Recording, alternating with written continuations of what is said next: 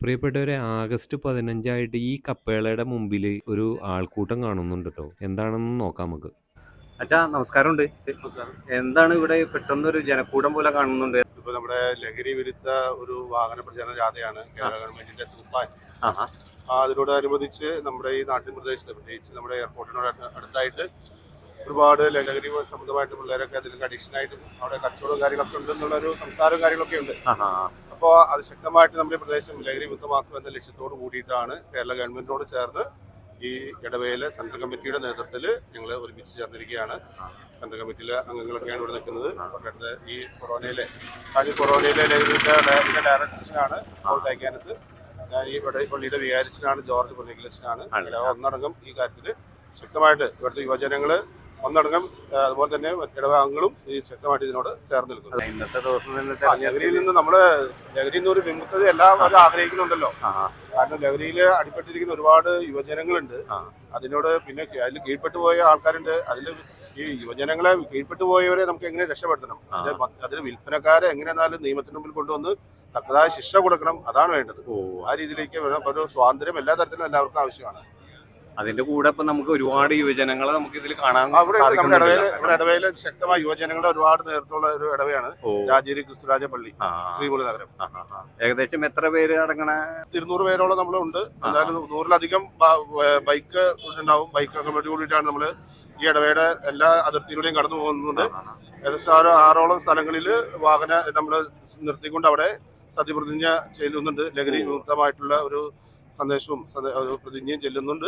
അതാ ഭാഗത്തുള്ള വാഹന ജനപ്രതിനിധികൾ, വാർഡ് പ്രതിനിധികളാണ് അതിന് നേതൃത്വം കൊടുക്കുന്നത്. ഇതിൽ ഏതെങ്കിലും അധ്യക്ഷൻ അങ്ങനെ എന്തെങ്കിലും ആരെങ്കിലും വരുന്നുണ്ടോ? ആലുവ MLA അൻവർ സാദത്ത് ഇപ്പൊ വരും. ആൾക്ക് വേണ്ടിയിട്ട് നമ്മുടെ വെയിറ്റ് ചെയ്യണം. എല്ലാവിധ വിജയങ്ങളും ഉണ്ടാവട്ടെ.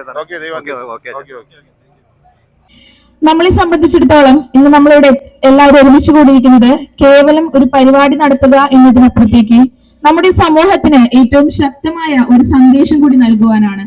ലഹരി എന്ന വലിയ സാമൂഹ്യ വിപത്തിനെതിരെയുള്ള നമ്മുടെ ഇടവകയുടെ ആദ്യ കാൽവെപ്പാണ് ഈ ഇരുചക്ര വാഹന റാലി. നമുക്കെല്ലാവർക്കും അറിയാം, ലഹരി എന്നത് കേവലം ഒരു വ്യക്തിയെ മാത്രം ബാധിക്കുന്ന ഒന്നല്ല, മറിച്ച് ഒരു സമൂഹത്തെ, ഒരു തലമുറയെ തന്നെ ഇന്ന് ബാധിച്ചുകൊണ്ടിരിക്കുന്ന ഏറ്റവും വലിയ ഒരു സാമൂഹ്യ വിപത്ത് തന്നെയാണ് ലഹരിയുടെ ഉപയോഗം. ഇത്തരമുള്ള ഈ ഒരു വിപത്തിനെതിരെ ജാഗ്രതയുടെ ഒരു സന്ദേശവും കൂടാതെ നമ്മുടെ യുവതലമുറയെ സംരക്ഷിക്കുന്നതിനുള്ള ഒരു പ്രതിജ്ഞയുമായി ഇന്ന് രാജഗിരി ഇടവകയുടെ നേതൃത്വത്തിൽ സംഘടിപ്പിക്കുന്ന ലഹരി വിരുദ്ധ വാഹന റാലിയിലേക്ക് എല്ലാവരെയും ഞാൻ ഏറ്റവും സ്നേഹത്തോടെ സ്വാഗതം ചെയ്യുന്നു.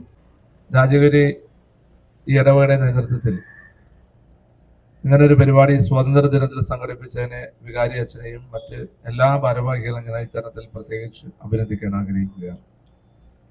കാരണം ഈ സ്വാതന്ത്ര്യ ദിനത്തിൽ തന്നെ ഇങ്ങനൊരു ക്യാമ്പയിൻ ഏറ്റവും ഉചിതമായി.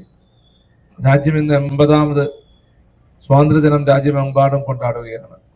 ബ്രിട്ടീഷ് സാമ്രാജ്യത്തോട് സന്ധിയില്ലാത്ത സമരം ചെയ്ത് ഈ രാജ്യത്തിന് ജനാധിപത്യ മതേതര സ്വാതന്ത്ര്യം നേടുന്ന മഹാത്മാഗാന്ധി അടക്കം പണ്ഡിറ്റ് ജവഹർലാൽ അടക്കമുള്ള ഒട്ടനവധി നേതാക്കന്മാരെ ഇത്തരത്തിൽ അനുസ്മരിക്കുകയാണ്.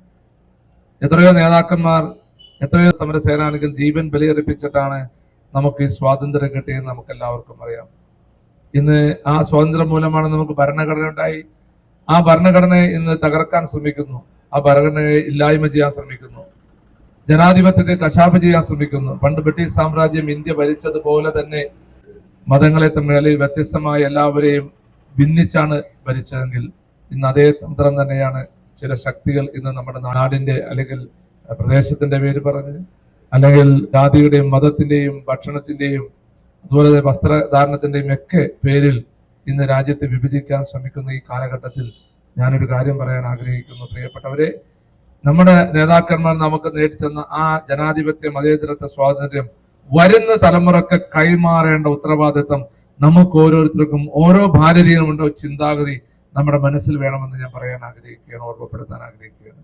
പ്രിയപ്പെട്ടവരെ, ഈ ലഹരി അരുത് ലഹരി, അത് നാടിന് ആപത്താണെന്നാണ് മുദ്രാവാക്യമാണ് നമ്മൾ ഏറ്റെടുത്തിരിക്കുന്നത്.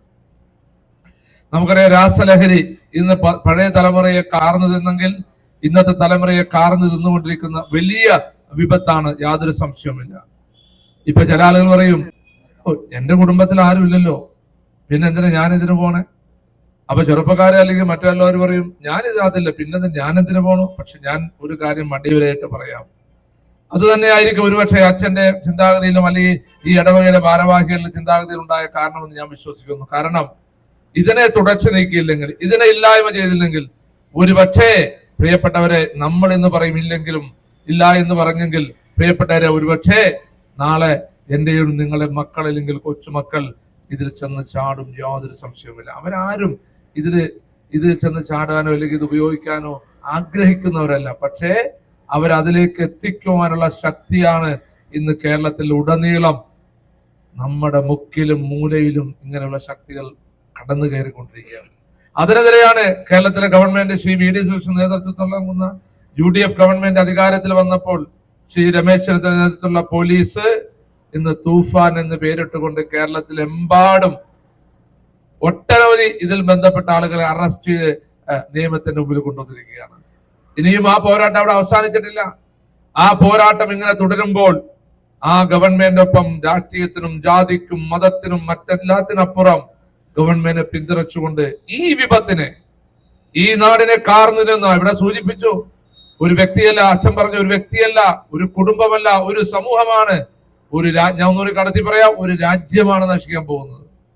പണ്ടൊക്കെ ഒരു രാജ്യത്തിന് നമുക്ക് യുദ്ധം ചെയ്ത് പരാജയപ്പെടുത്തണം, അല്ലെങ്കിൽ യുദ്ധം ചെയ്ത് ആ രാജ്യത്തെ നശിപ്പിക്കുന്നത്, അത് വേണ്ട. ഒരു രാജ്യത്തെ യൗവനകാലത്തെപ്പെട്ട ചെറുപ്പക്കാരെ, ആ തലമുറയെ ലഹരിക്ക് അല്ലെങ്കിൽ രാസലഹരിക്ക് അടിമപ്പെട്ടാൽ ആ രാജ്യം തന്നെ നശിച്ചു പോകും. അത് അങ്ങനെ വരെ സാധ്യതയുണ്ട് പ്രിയപ്പെട്ടവരെ. അതുകൊണ്ട് നമുക്ക് വേണ്ടത് ഈ സ്വാതന്ത്ര്യ ദിനത്തിൽ നമുക്ക് പ്രതിജ്ഞയെടുക്കാം. ഈ ലഹരിക്കെതിരെ പോരാട്ടത്തിൽ ഗവൺമെന്റിനൊപ്പം, പള്ളിയോടൊപ്പം, ആരൊക്കെ ലഹരിയുടെ പോരാട്ടം എവിടെയൊക്കെയാണ് യുവജന സംഘടനകൾ ആര് നടക്കുന്നുണ്ടെങ്കിൽ ആ പോരാട്ടത്തോടൊപ്പം നമുക്ക് കൈകോർത്തുകൊണ്ട് അതിനെതിരെ ശക്തമായ നിലപാടെടുക്കാം. അതിന്റെ കൂടെ തന്നെ ഒരു ജനപ്രതിനിധി, നിങ്ങളുടെ സഹോദരൻ എന്നതിലും ഒരു MLA എന്നതിലും ഞാനും നിങ്ങളുടെ ഒപ്പം കൈകോർക്കാൻ ഉണ്ടാകും. അത് ഏത് പ്രതിസന്ധി ആര് വന്നാലും നിങ്ങൾ എന്നെ ചൂണ്ടിക്കാണിച്ചോ, അല്ലെങ്കിൽ എന്റെ അടുത്ത് പറഞ്ഞു നിങ്ങൾ ആരും മുമ്പിൽ നിൽക്കണ്ട, നിങ്ങൾക്ക് എന്തെങ്കിലും മനസ്സിൽ ഭയപ്പാടുണ്ടെങ്കിൽ ഞങ്ങൾ അതിന്റെ മുമ്പിൽ നിന്ന് പോരാടാൻ ഈ രാജ്യത്തിനും ഈ സമൂഹത്തിനും ഈ നാടിനും ആപത്തായ ലഹരി എന്ന ആ വലിയ വിപത്തിനെതിരെ നമുക്ക് പോരാടാൻ ഞങ്ങൾക്ക് നേതൃത്വം നൽകാൻ ഞാൻ കൂടെയുണ്ടെന്ന് മാത്രം പറഞ്ഞുകൊണ്ട് ഒരിക്കൽ കൂടിയും ഇതിന് നേതൃത്വം നൽകിയ വികാരിയച്ഛനെയും ഇതിന്റെ കമ്മിറ്റി അംഗങ്ങളെയും ഭാരവാഹികളെയും എല്ലാവരെയും അഭിനന്ദിച്ചുകൊണ്ട് ഇതിന്റെ ഉദ്ഘാടന കർമ്മ ഫ്ലാഗ് ഓഫ് നിർവഹിച്ചായി പ്രഖ്യാപിക്കുന്നു. എല്ലാവർക്കും സ്വാതന്ത്ര്യദിന ആശംസകൾ നേർന്നുകൊണ്ട് ഞാൻ എന്റെ വാക്കുകൾ അവസാനിപ്പിക്കുന്നു. ജയ് ഹിന്ദ്.